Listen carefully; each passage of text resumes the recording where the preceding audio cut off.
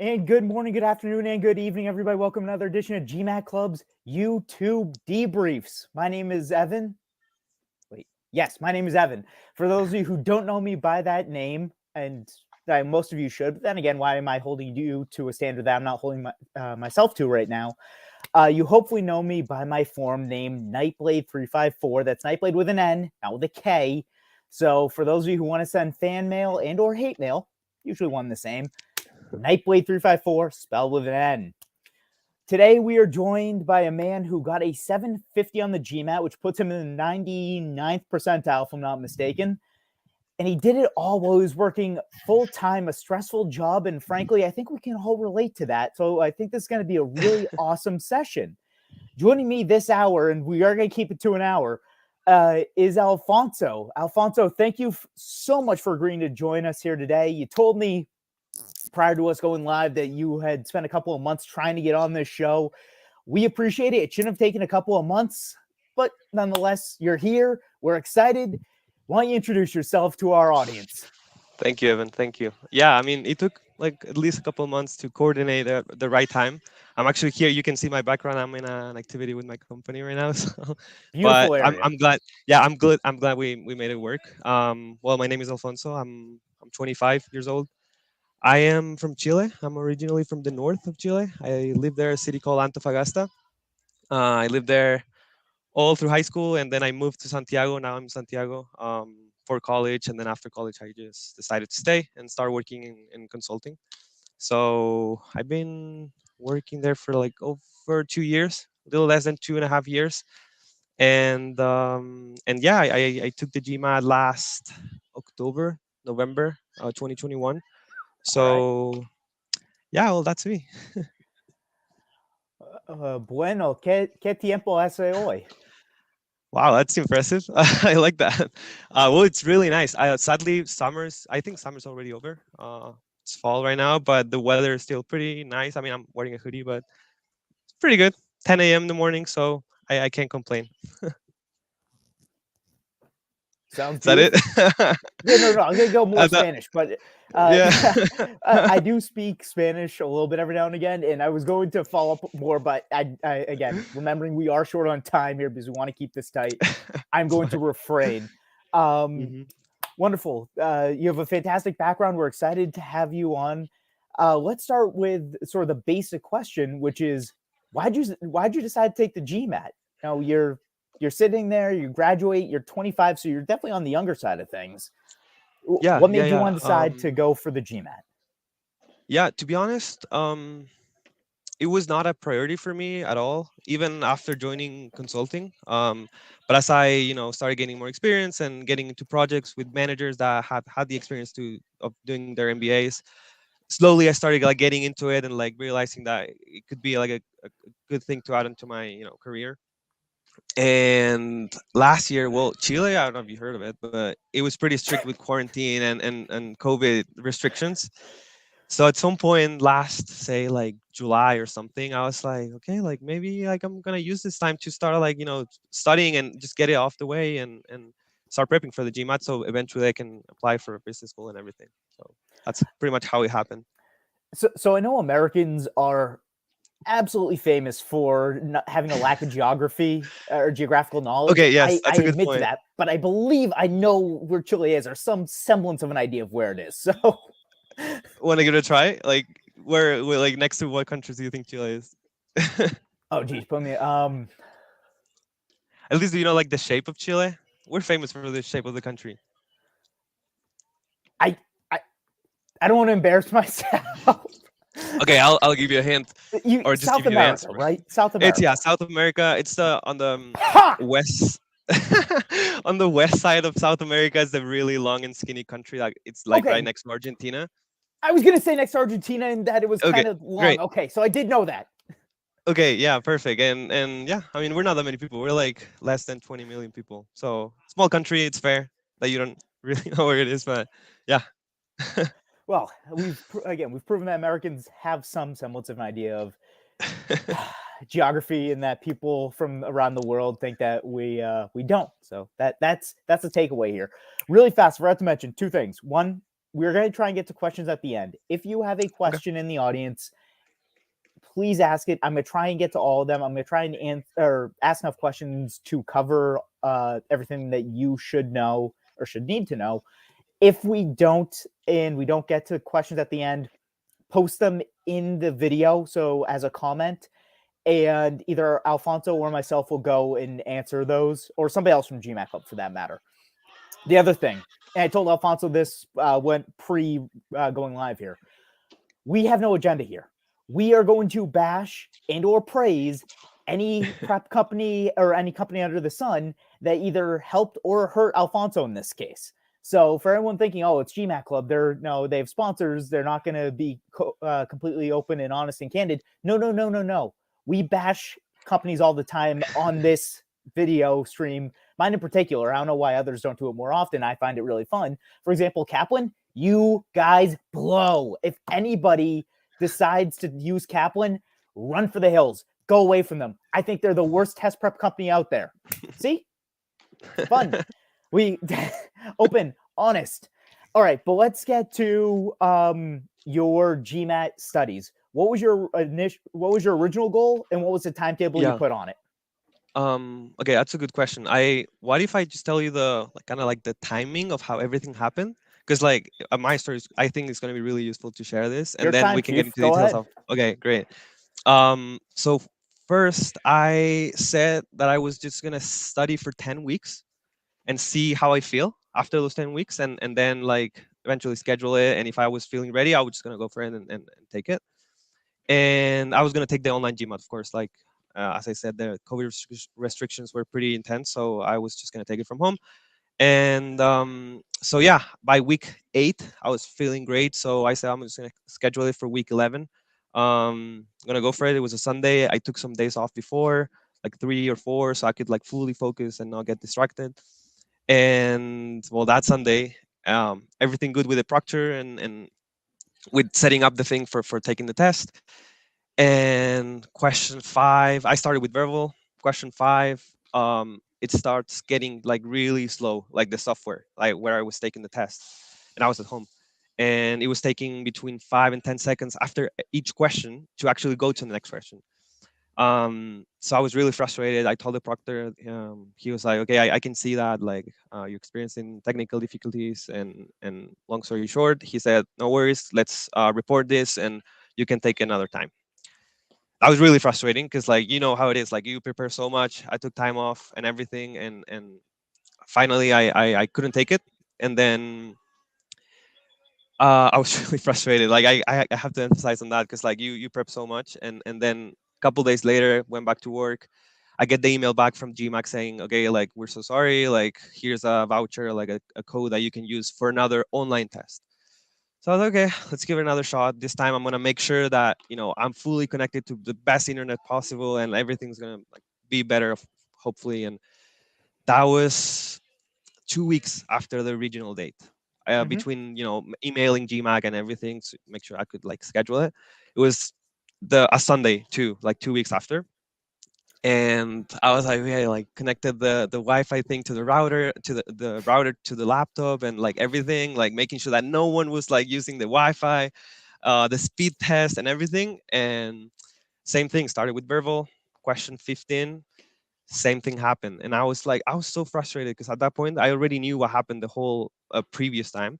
So this time I had a lady as a proctor. I was like, excuse me, can you see what's happening? And she was like, yeah, I can see that. And it was weird because like I could hear her and she could see me perfectly, like no interruptions. So it was probably not an internet issue, I'm pretty sure.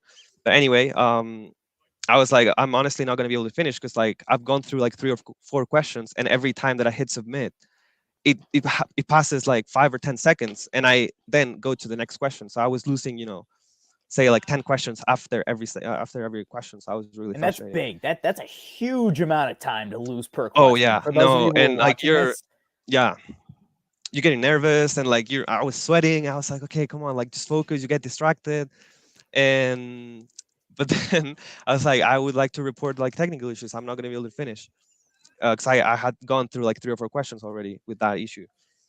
And she said something like in the lines of like, if I were you, I would try to finish however you can, because if you report technical difficulties for a second time, they're not likely to give you the money back, or you're not going to be able to retake it. And I was like, what? Okay, I didn't know that. And so well, long story short, again, like I try to like finish as fast as I can.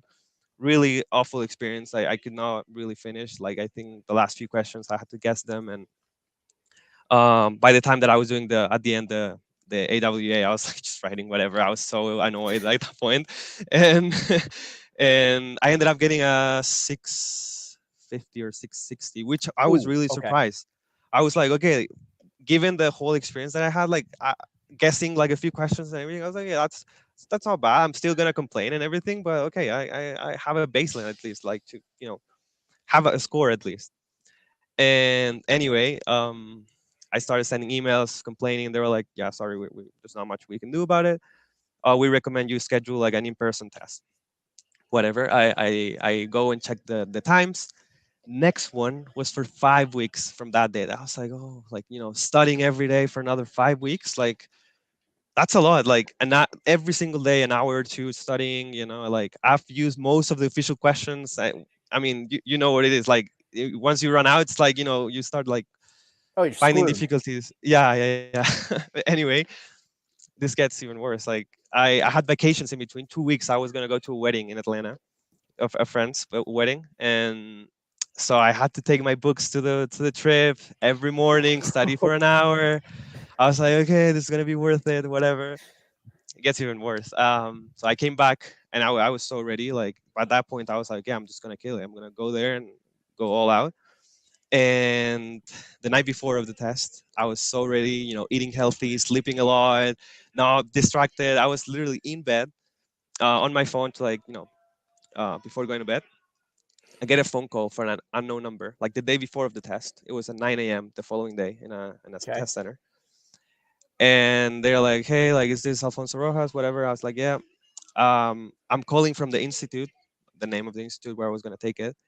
Um, we're so sorry. Like, there's nothing we can do. Please, like, don't like. There's nothing we can do. Seriously, we got two positive COVID cases in the institute, people that work, employees, and we're not going to be opening tomorrow.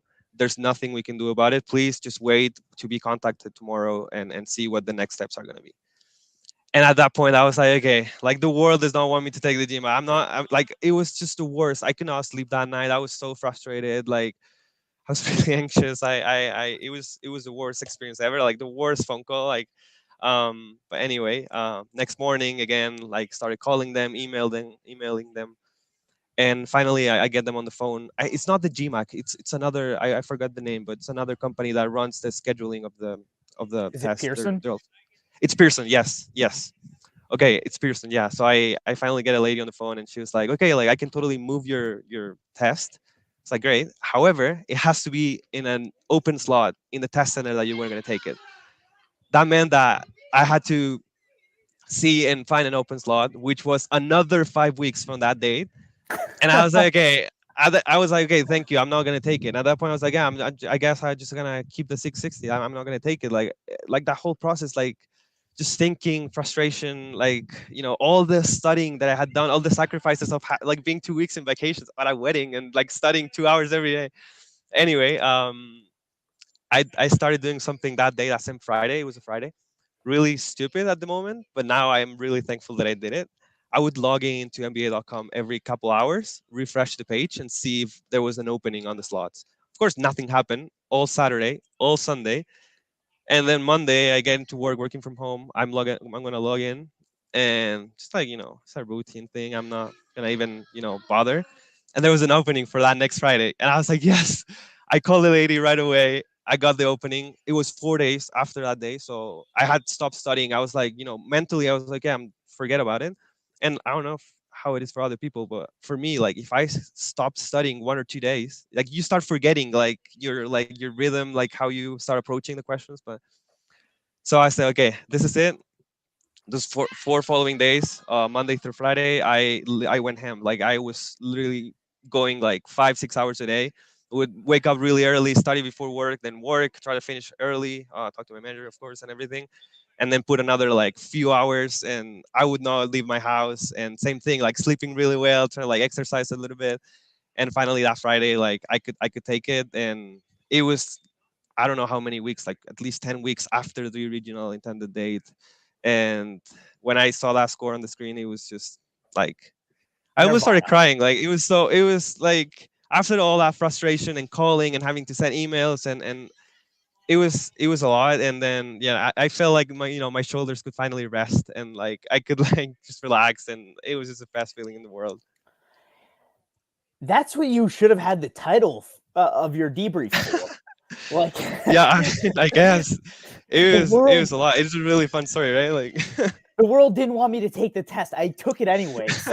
Um, yeah. Jesus. And by the way, folks, for those of you who are watching, I do not read these debriefs ahead of time because I want to go in blank slate. I don't want to assume anything. I don't want to know anything because I want to follow up with questions the way you guys would. So that's why if I'm asking questions, everyone's sitting there saying, "Oh, shouldn't he know this?" No, I shouldn't know this because I don't want to Yeah. know this. Ignorance is bliss. Yeah. So wow, a lot to unpack there. But I mean, general story is things didn't go well. Time and time and time and Yeah. time and time and time again. Um, Yeah. good golly goshness. Yeah. So you had your initial time frame, you had your timetable. Mhm. It Mhm. kept getting pushed back and delayed. Frustration is mounting. You finally take the thing. You finally get the stupid score that you want. Yeah. Um, by the way, what do you said you exercise? Do you bench? Oh, of course. Yeah. What Try do to you go to the bench, gym. bro? Oof, I can rep 315. I'm just kidding. I'm just kidding. I don't know, like solid I can rep 225. 315. Oh, really? Yeah. I don't know. I mean, I haven't. I've never met you, of course, but I can see like how big you are. But no, I try to stay healthy. I like sports and everything. 325 is my personal No, no, max. 225. Oh, 325. 325. Yikes! Wow. Trying to get to 355. That way, Nightblade 354 actually makes some sense. Oh, that's impressive. That's really impressive. Guns, bro, guns. All right, but I want to transition back here. Okay, Yeah. so you told us that you were studying 4 or 5 hours a day. You met your goal. So you met your Yeah. goal, but it was just an insane path to get there that was full of frustration. And I want to hear about how Yeah. you were able to handle that frustration. But first, I want to sort of focus on the more technical aspects, which is you were studying in the morning, you were studying at night. hmm hmm I want to know, one, where was your starting point? Like, did you take a mock test and Yes. you were at like Okay. a Totally. 570, or so what was your starting point for us? Yeah. Yeah. So as I said, I did not take any courses. However, I pretty much every single free trial out there. I can tell you the list later. I have a list of every single one that I tried. But yeah, I started slowly getting into it, reading about the test, reading about the structure, how like GMAT Club, of course, a lot of like debriefs and everything to like get into it, like understand what the structure is, what the scoring system is, everything, what the actual materials involved, like the things that they ask you. And after like 3 4 days, I was like, yeah, I get it. Like I was like practicing a little. I have an understanding, a decent understanding of how this is. I took a mock test from Bloomberg, the Bloomberg free mock test that I don't know if Ooh, they have it interesting. anymore, Okay. which I didn't know. It's odd. I know now. I know it's like an odd one to take, but back then I didn't know. I was like, hey, like this seems okay. I'm just gonna take it. I got a 540. I don't remember the splits, but I was like, okay, this is a good starting point. And from there, I knew that I had to save the two official ones for later. I didn't want to burn one of And the for those of official you ones. watching, Alfonso is referencing, if you go to NBA.com, you can take 2 free mock tests. They are the official mock tests. hmm They offer 4 additional ones you can purchase. It is best practice to take those tests and use them sparingly because those are going to be the most accurate representation of your score. So Yep, just to fill that in for Alfonso. totally. Well, and by the way, I ended up buying all four of them, the There we extra go. ones, 'cause of course, like I mean, I had to, because like every single time that I was like, okay, now it's gonna be the time. It happened again and again. So So I what was ended that up. Bloomberg mock, and what was, I guess, your first official mock? And okay, this is really interesting because like by week 7 or 8, when I was like, now I'm gonna test myself. I'm ready like to eventually take it soon. I got on the official one. I got a 710. However, Okay, so that's a now high that I look score. back, it's a really high score, and I was gladly surprised. I was like, yeah, I'm gonna go for it. Like 700 plus for me was like, amazing. Like that's all I needed. And surprisingly, after that I couldn't take it, like, and all of that, the following at least 5 or 6 weeks, when I would take mocks every 2 or 3 weeks, I never reached 700 plus again. And then now that I'm like, I do the debrief, internal debrief and everything, I can totally see how lucky I was on that 710, because I wasn't like fully aware, especially in Bearville. Quant, it's like, for me it was always like okay, but Bearville was my nemesis. I did not fully understood how the structure of, the sentence correction and the rest of the questions types were actually structured, and like being fully aware of why I'm choosing the question, the alternative, Yep. um, over others. And that's something that I got at the end when I was totally going ham, starting four Finally plus clicked. hours. It's exactly, that's a word. It finally clicked. So that was a 710 that I maybe wish I didn't get, because like it gave me confidence that I didn't need, like I didn't want, or like I shouldn't have, I guess. Well, so Um, so let me ask. mhm. So you took that 710. By the way, and I actually would say that's a good thing. If you get an initial score like that, that granted, it may say to you, okay, I don't need to study that hard. But on the flip Mhm. side, Yeah. it can act as a catalyst for you to say, okay, I'm close. Like, I know I don't need to break my back here for a year to get the score I want. I know I'm somewhere in the ballpark, even Mhm. if it takes a little luck. Yeah, yeah, Um, yeah. so what I want to follow up on is you took the official again. You said you got like a 710.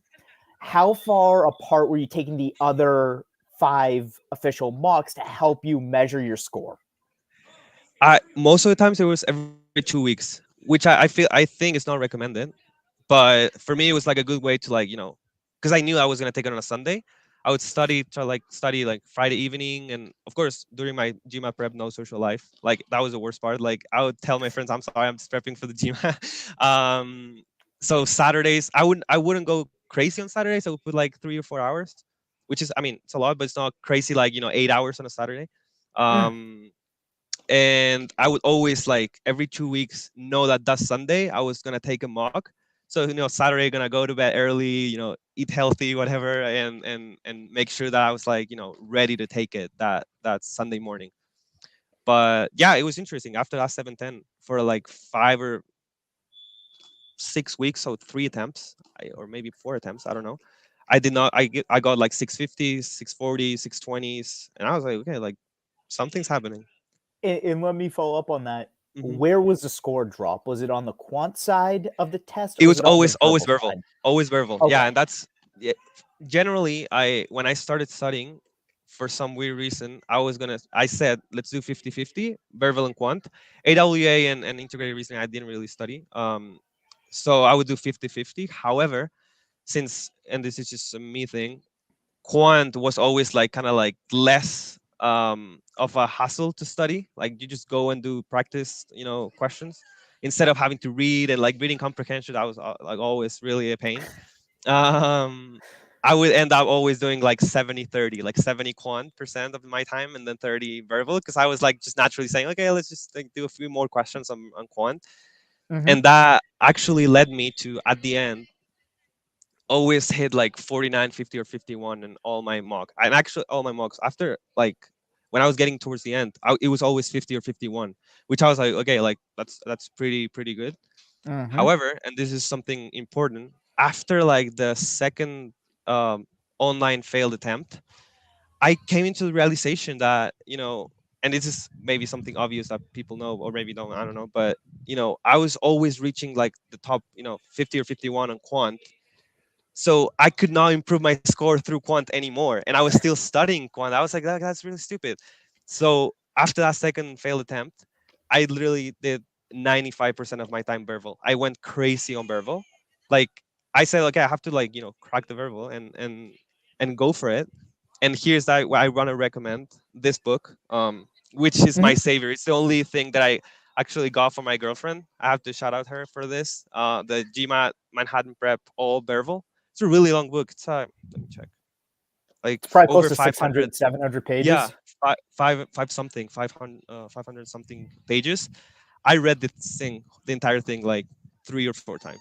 Like, I'm not kidding. Because, like, as a non-native speaker, you don't have the basic knowledge of understanding the roots of the sentences and the, what people are trying to say in English.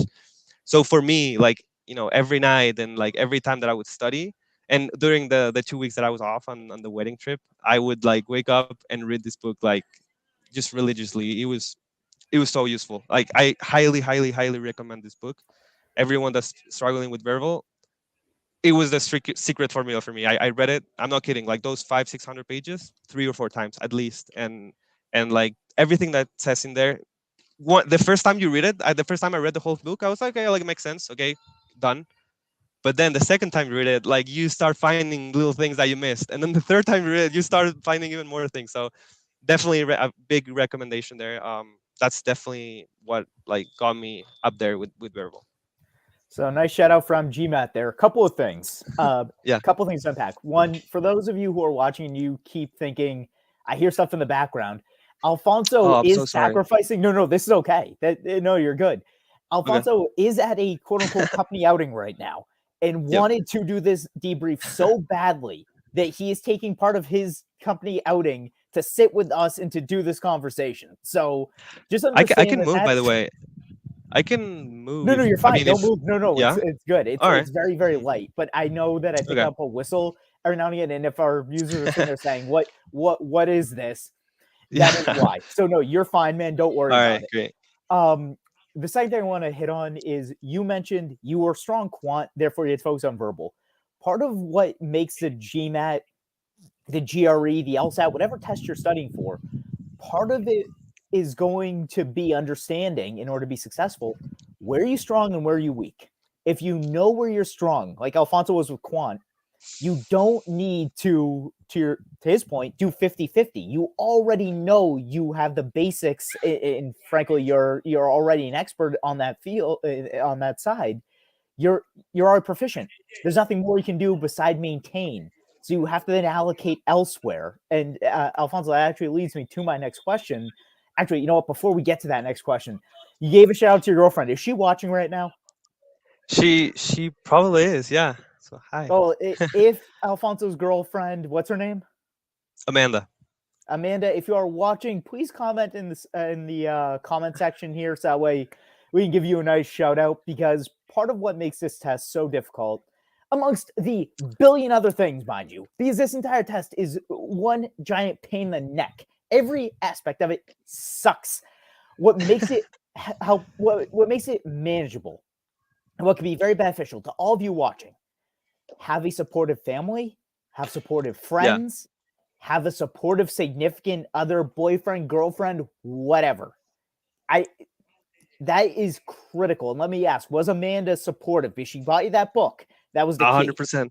She, for some reason, she had it. Like um, she had it for a while. It was like forgotten her like shelves or something like that. I found it. So yeah, no, totally. She hasn't taken the GMAT though, but I think she's planning on into doing it. But yeah, That's she was awesome. extremely supportive. She was supportive, my family, her family, because I during quarantine. She's from the U.S. She's from Portland. That's how I speak English. That's how I Portland, learned most Oregon, of or my English. Portland, Maine? Oh, Oregon. So Okay. I in 2020 I stayed with them for a few months. And also 2021. So also really supportive family. Big shout out to Oh, well, if they're watching, again, them. huge shout out to them. Amanda, if you take the GMAT and you do well, or even if you do moderately well, or if you do okay and you want to come on here to talk about it, I love it. We can bring Alfonso on with you. We can do, and we've had couples do this before. It's rare. We've had couples do this. I would love to get you two on here. I really would, because I think our users would get a lot out of that and get a kick out of it. I hope she's on GMAT Club. If she isn't, join. Amanda, join. It's free. She should join. Yeah. It's very helpful. Such a great, yeah, resource. And well, Have by the way, I Alfonso can. have her Mhm. reach out to me. Yeah. Okay, I'll do that. I'll do that. But by the way, let me give you the list. 'Cause I have the list Yeah. of So all the free all the free trials resources. that I did, which are really good. I mean, there's some better ones than others. I have to say that, of course. Um, So let me give you the list. We have Bloomberg. That was the first one that I tried. Then I tried Manhattan Prep. EGMAT. That was really good. QS Leap. That was okay. Better to Prep. Pretty good. Kaplan. Meh. Experts Global. Really good. Really, really good. Especially the free mocks. Magoosh. Really good as well. The Economist. It was okay. The free trial. Princeton Review. Also okay. Targets Test Prep. Also okay. The best one by far, GMAT Club. When you sign up for you subscribe or something, the math, the quant, mocks, and all of that. It's just so useful. They're like so close to the official ones. Not the verbals, That's I have to say, but the am I quant. reversed here? Which one is 12? Which one is 21? Right there. No, no, no. 21. Right there. 12. There. Perfect. 12. He Yeah. used where's my camera? 12. And then one more, and also a big shout out to the YouTube channel besides GMAT Club, which is one that I'm subscribed to, and I would watch all the debriefs and all that. Like that gave me a lot of like guidance when I needed it. Crack Verbal, that channel is really good, especially for me. I needed to crack the verbal, so really, really, really good channel. See, folks, he bashed Those some, are he well, praised my others. resources, That's why we're here. and of course the OG. I had the OG 2020, the official guide. That was also my my biggest source of official questions. Those 900 Which for questions. verbal is all you need or should study. Oh, official only. Hmm. OG and LSAT. I'll pound the And table for those. something else really important: Charles videos, especially Charles is sentence GMAT corrections. Ninja, by the way. GMAT Ninja, yes, amazing. Like I would watch those. I mean, since he goes through actual questions, be careful, don't burn those early in the process, like because then if you watch those videos again, you are going to be biased. You're going to be like, oh, I already know that's the answer, and you're not going to fully get into it. So I would save those at least to like past week 5, because like you want to have a good baseline in order to understand what he's actually talking about when he goes parallelism and like many other things that he's going to mention, but So those are extremely valuable. two quick comments. One, thank you for the shout out for GMAT Club. We are free. It's an open platform. Our quant mocks, I will say, are very good. They're written by Bunel, which is an AI computer that is maybe the smartest thing in the world. And Bunel posts answers to questions routinely and explanations. Smartest person on the forum when it comes to quant, I think. No, one of. When it comes to verbal, GMAT Ninja is the single foremost expert in the field. I'm sorry, I don't think anybody comes close. My playground is critical reasoning. I would not go toe to toe with him for that reason. I would lose. Only person on the forum I would lose to, I believe. Maybe one other tutor, maybe. But beyond that, I'm fairly confident I can beat everybody. So use Charles's videos, GMAT Ninja. Use his videos if you're watching this. Follow him on GMAT Club. He posts explanations that are thorough and detailed. Replicate him, and you're going to do well on the test. Yes, 100%. And by the way, fun Yeah, fact, I actually reached out to Charles after getting the score, thanking him and everything. He responded, which was really cool. He told me he he's a was an great guy. exchange student. Yes, yes, he told me he was an exchange student in Chile when he was a student. So that's a big fun fact for me. I mean, who would Oh, have known? jeez. Who would have thought? So my little country is not so little anymore. The GMAT Ninja knows about it. He's put you guys on the map. Yeah. So I want to go to what we talked about earlier, which was the breakdown of your study habits. And you said at first you were 50-50 quant verbal, and then you were sort of 90-10, 95-5. Yep. I want to know what were you doing to study during those breakdowns? Were you doing 10 or 20 quant questions and reviewing them and then doing 20 verbal? So what were those breakdowns like for you on a daily basis? I would, and this is really weird, I would always do quant first to like get in the rhythm of like, okay, I'm studying, I'm like sitting down, no distractions. Like around, probably 10 questions. Okay. Whether they were official or not. I tend to leave I tended to leave the official ones towards the end, but I still ran out. But anyway. So I would be like 10 questions of quant, and then I'm like, okay, I'm in the rhythm. And then I'll go to Bervel. And for Bervel, something that I didn't do at the beginning, but I wish I knew, it was actually reviewing them, thoroughly with a lot of detail, but at the GMAT Club forum. I didn't know how would have known. It was just, it changed the game. Like actually reading the comments, reading the few options of like ways to approach it, the reasoning. It was so useful, like, because before I honestly, even with official question, I was like, go like sentence correction, for example, and see the answer, read it, and then be like, okay, what if I would have done this? What if I see the mistake here? But like, let's be honest, like the explanations of the official guy are not the best when you read the answers. So finding like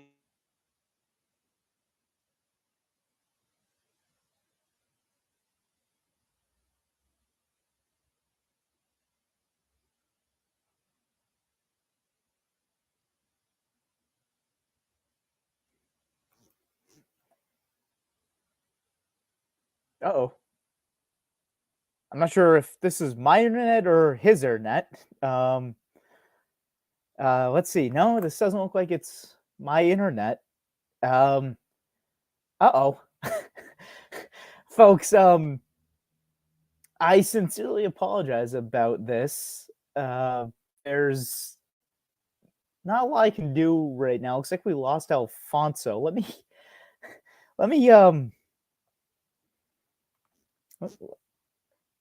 me see if we can get him back. I was just about to say maybe it's mine, but no, we lost him. And concurrently, you can see that my video is flickering like you read about because my camera, I need to get my camera fixed. All right, we may have Alfonso back. We have him back. Yeah, that was my internet. I'm sorry. I was sitting here. I'm like, so we may have to edit that part of the video because I was sitting here. I'm like,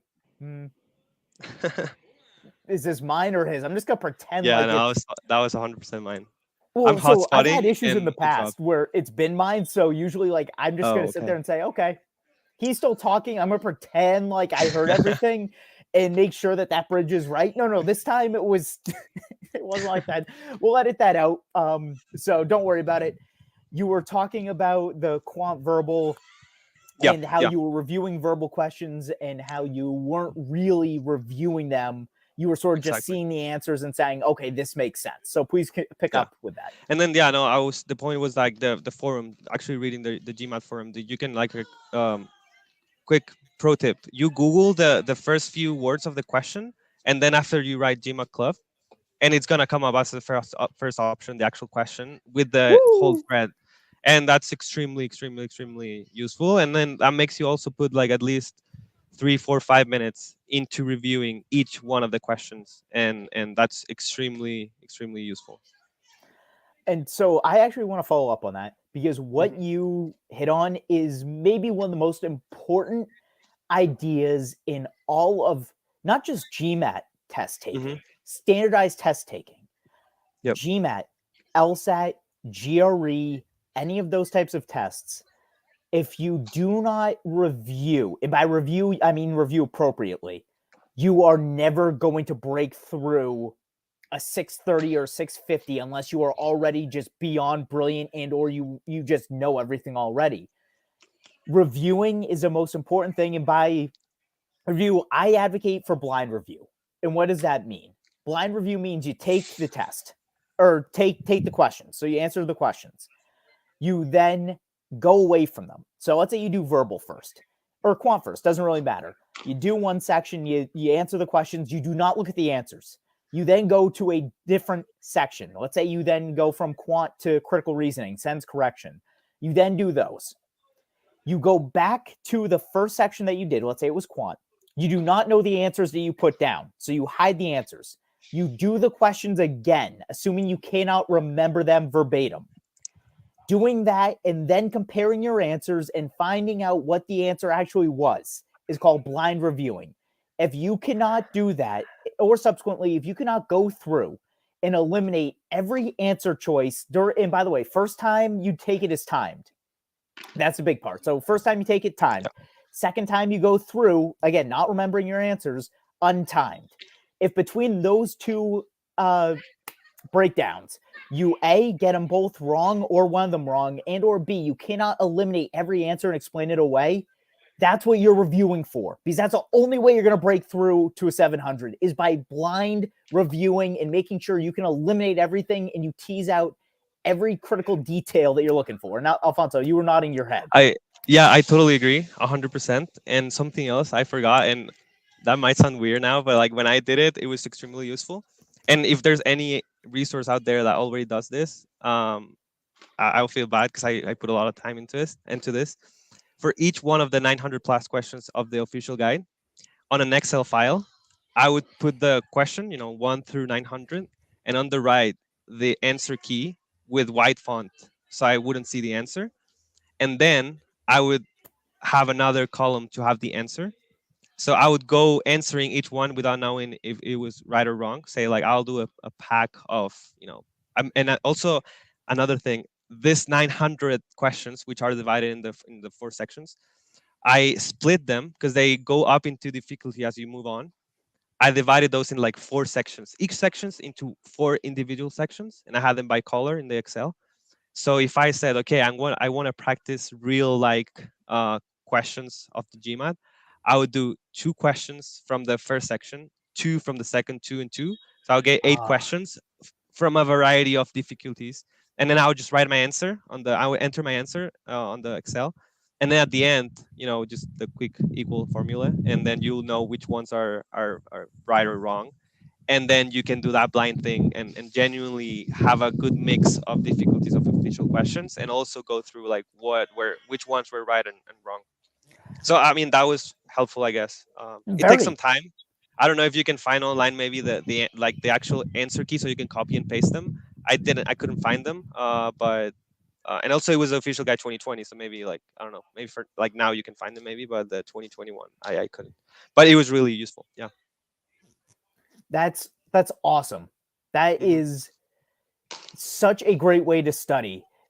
It's blind reviewing. It's making sure you don't know and making sure you can Exactly. approach it and break it down. I have two really pressing questions that I want to get to, and so they sort of relate to what we've talked about already. The first is the story of this debrief was I got a 750 working full time, and it was obviously for you very stressful. How were you able to deal with that stress?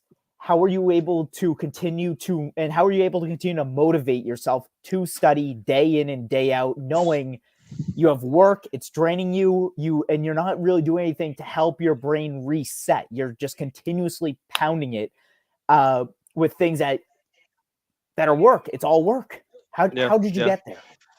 Um, well, besides all the dealing with frustration and the support from your environment, the one thing that I think most people, at least the people that I know that are studying for the GMAT and myself also struggle with, is the time management. So that first thing is huge. Like luckily for me, it was back when there were still some restrictions with COVID, so I could kill the social life, not really with like making a huge sacrifice. So Okay. that was huge. That gives you a lot of hours. Then also you have to like start sacrificing other things. Like I love sports. I had to like I wouldn't go out and play soccer and other things with my friends as much. I would only go and hit like a quit 45 minutes in the gym every few days a week just to stay healthy. That whole healthy thing is it's huge though. Like like sleeping well, eating well prior to the test, that makes a huge difference. Anyway, also sleeping less. Like I mean, prior to the test you have to sleep more, but during hardcore prepping, like you have to sleep. I usually sleep like 8 or 9 hours. I was hitting like 6 or 7 to wake up early, study, and then like study at night. Um, and so that's with time management. You have to sacrifice something, like because you have a lifestyle and you dedicate hours to each one of the things, whether it's family, friends, work, sleeping, and you have to sacrifice something in order to fit that few hours a day that you need to study for the GMAT. And then in terms of frustration, well, I guess it's super first personal, like how you see yourself reaching your goal, and then also like putting the time and effort. Like it's a standardized test. Like you can totally, if you put the hours, like crack it, like go and like understand and make that click that you said. That like once that happens, you're like, okay, I got it. Like now I understand how this whole thing works. And then also the environment, like okay, like my girlfriend was fully supportive, was she was extremely supportive. Like we would also like no go out as much, no out for dinner and like things like that. um well, my family's in the north, so I um I don't see them as often. I live with my sisters in Santiago, so they will also be supportive, like not being messing with me if I was actually taking a mock test, uh, and things like that, I guess. And also work. I mean, my employer was extremely supportive. We work, it's project based, so in my project I was able to like say I was gonna finish early some days, say I was gonna start late some other days to make sure that I was putting the hours and actually studying. So yeah. Okay. Duly noted. I want to ask in similar line of questioning. You took that first test that we talked about, the mock, and you got 710. Hmm. Your next mock was probably 650, you said, or 660, Yeah. somewhere in that ballpark. One, how did you push through that disappointment? Because you take your first mock, you're feeling good, you're like, okay, this is realistic. You then study for a little while, for a couple of weeks, and you come Yeah. back and your scores dropped. How were you able to push Well, through that wall to be able my to keep studying, to yeah, say, what the heck? Why am I yeah, studying this wrong? What am I doing here? yeah, the like my only it was funny because the only thing that I would say was like it's not official. Like because those were all not official. So I was like, oh, usually non-official questions are not as accurate. And I would just like tell that to myself, which is like I don't know, it's kind of silly, but that would keep me thinking that I'm already at the 710 level. Let's keep thinking that I'm at the 710 level and keep studying to get to the 720, 730 level. Um, but I mean, and something really funny, my second official mock, the second free one, was a 690. So I was like, okay, something went wrong, and that's when I actually realized. That's when the big realization came. Of I'm putting all this time to quant. I'm hitting 50, 51. Let's go all out for Verbal. And funny enough, at the end, I got a 49 on quant, which was, Mm-hmm. I should have gotten a 50, 51, but it's fine. I mean, I had A never 750 gotten is even, 750. yeah, I had never gotten close to 44 Verbal ever. Like my best Verbal was like 38, maybe 39, or maybe 40 in one of the very last official ones that I took. But yeah, the amount of I would give this advice like in that last few days prior to the test, sleep well, eat well, work out. That morning, don't change your routine, everything. It makes you like get there with your brain just like fresh and like ready to just go and kill it. And if you put the hours prior to the test, things are gonna come up. Like you are gonna everything's gonna make sense. If you are in question 5 or 6, which is something that I kind of felt in my first attempt, not gonna click. You're gonna be like, oh, you know, I don't know. But for me, like at least in Bervo, when the very last attempt, I was just flying through like every question. I At least the first 10, because they're like the easiest ish. I was like, I know for sure that's the right answer. And then towards the end, I was like 50-50 in between two alternatives, and luckily I hopefully got like a few right of those. But yeah, I mean. Mhm. So what I actually want to reiterate is these are standardized tests. There's also an element of luck to it. And Alfonso Mhm. sort of Yep. admitted to this. A V40 was his highest. All of a sudden, you got a V44. I had a friend at work who she was testing in like the high 600s, like between 670 and 690. She ended up getting almost, I think she got a 740 or a Wow. 730. And she told me point blank that it was 100% luck. And so that's you can study as much as you want at the end of the day. And by the way, the GMAT Ninja and others will attest to this.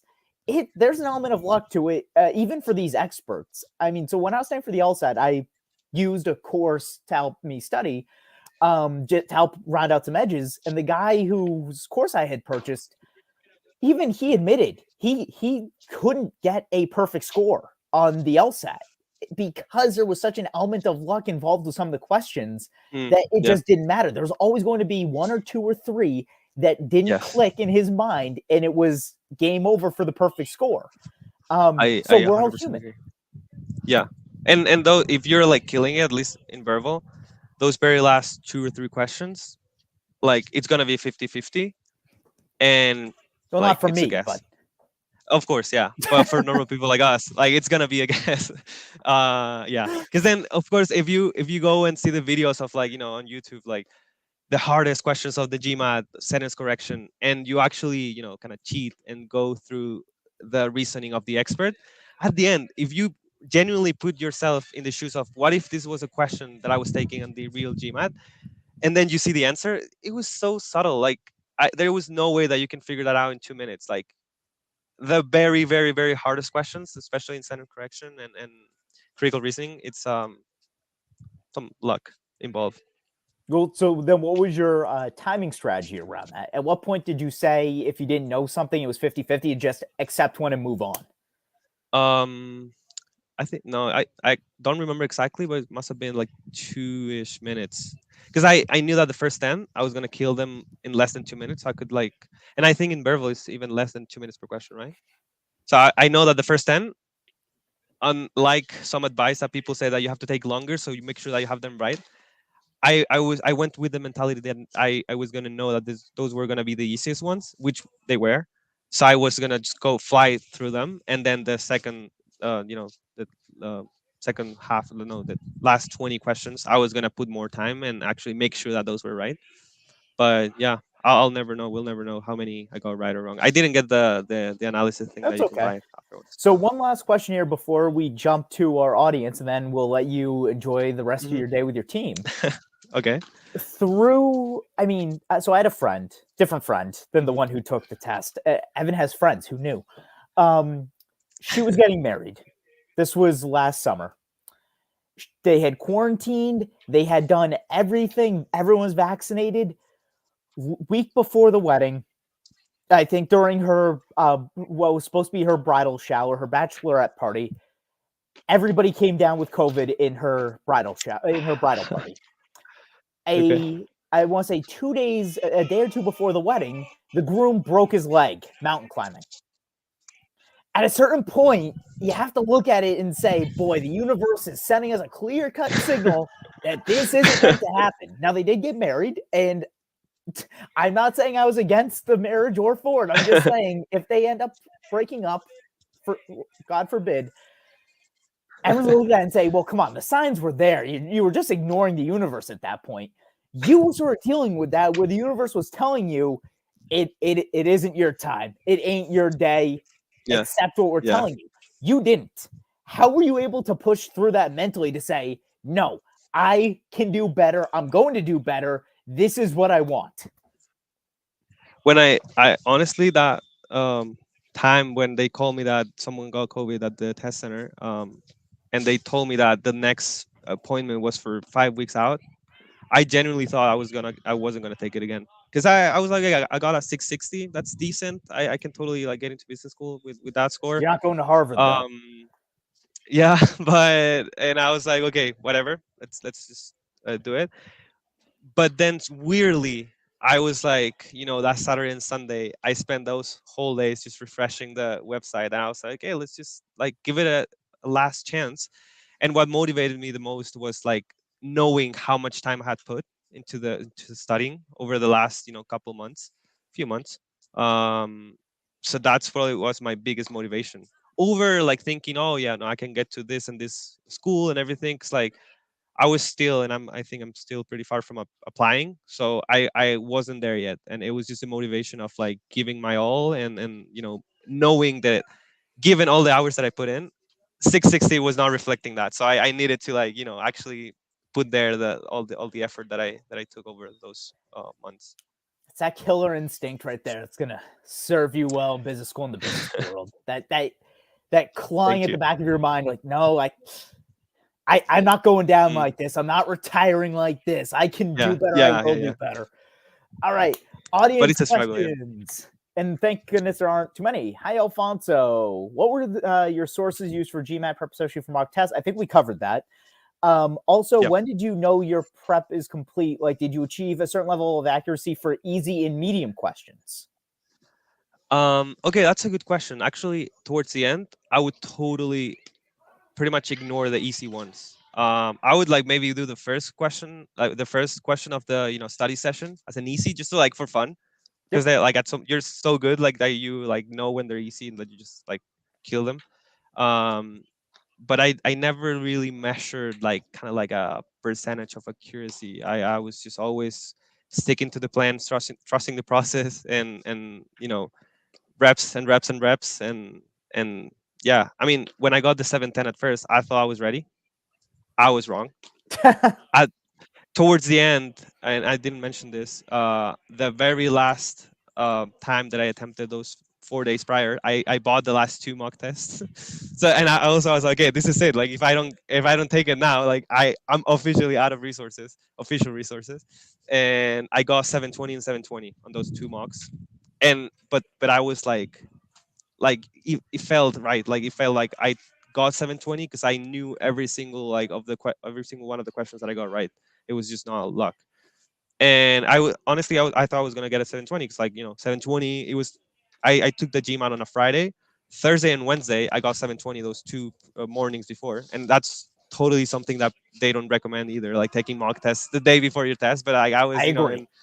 in it was an emergency for me after all that things that I've gone through, and I was like, okay, I'm definitely gonna get a 720. Well, it was 750, so even better. So that's how I guess I measure that. Good to know. We covered this. How much time do you dedicate for the GMAT daily? I think you said 3 or 4 hours, At the give or beginning, take. it was like one or two.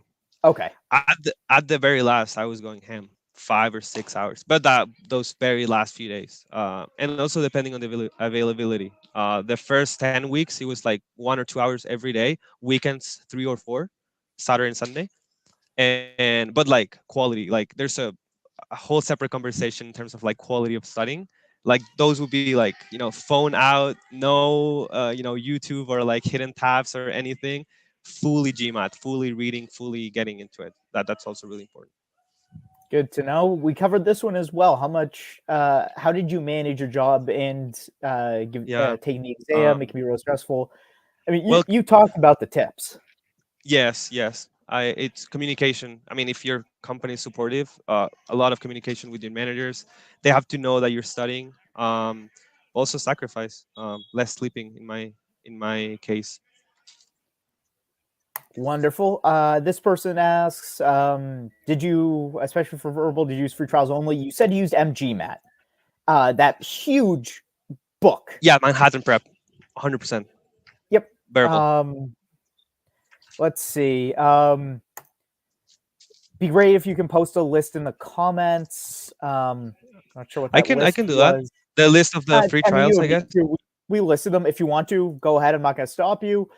Where do I find these mock quant tests on you mentioned The from GMAT Club. GMAT Club? Yeah, so those are on GMAT Club. If you go to as someone who runs the website, I should know the pathway. If you go to our main page and click on Marketplace, I think there should be something that says that'll open up that should list all of the things in our marketplace, and I believe one of those is GMAT Club tests. That's where you would go. I would our verbal sucks, by the way. So for anyone who thinks we're completely biased, no, we're unbiased, or at least I am. Our verbal sucks. Stay away from it. It's unreliable. We need to blow them up. Quant, on the other hand, fantastic. Use our quant to the best of your abilities. With that said, we are up against the hour. Alfonso told me we had an hour, and boy, did we make it. Oh, I'm so Yep. proud of myself. I'm so proud of you too, but I'm also Perfect. proud of me. This is like 70-30 proud of me. If I'm breaking it down here. Alfonso, you've been awesome. Thank you so much for joining us. Did you have any last comments that you want to give to our audience before we wrap up here? Well, no, just thank you, like guys at the GMA Club. Such a great resource, the best one by far, from the forum to the quant questions to everything, and it's also going to be useful for applying to business school. So you, Very. Evan, thank you for everything, and you represent the whole GMA Club and the community. So Yes, thank as you. the dictator emeritus, apparently. I have way too much fun with this. But anyways, Alfonso, again, it was a It was great. pleasure. We hope to see you here with Amanda Likewise. sometime in the near future. To Oh everyone yeah. else, have a great weekend, and we'll see you soon.